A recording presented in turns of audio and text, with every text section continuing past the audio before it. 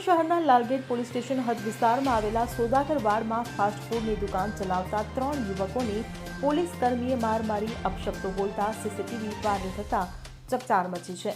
વેપારીએ મોડે સુધી દુકાન ખુલ્લી રાખી હોવાથી તેની સામે કાયદાકીય કાર્યવાહી કરી શકાય હોત, તેના બદલે પોલીસ કર્મીએ જાતે જ કાયદો હાથમાં લઈ બેફામ અપશબ્દો બોલી માર મારતા ડીસીપીએ તપાસનો આદેશ આપ્યો છે. સમગ્ર માહિતી અનુસાર ગત 28 જૂન 2025 શનિવારના રોજ રાત્રે આશરે 2 વાગે બનેલી આ ઘટનામાં પીસીઆર વાનમાંથી આવેલા એક પોલીસ કર્મી બોમ્બે ફાસ્ટ ફૂડની દુકાનમાં પ્રવેશતાની સાથે જ દુકાનના માલિક વસીમ સૈયદના ભાઈને લાફા ઝીકી દીધા હતા. ત્યારબાદ દુકાનની અંદર જઈને દુકાનમાં કામ કરી રહેલા કારીગરને પણ લાફા માર્યા હતા.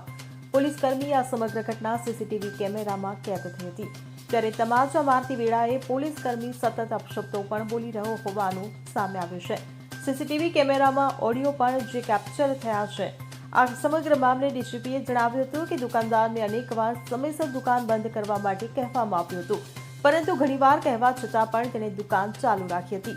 એટલું જ નહીં, દુકાનનું શટર બંધ રાખીને વેચાણ કરી રહ્યો હતો. આ પણ જાણવા મળ્યું છે.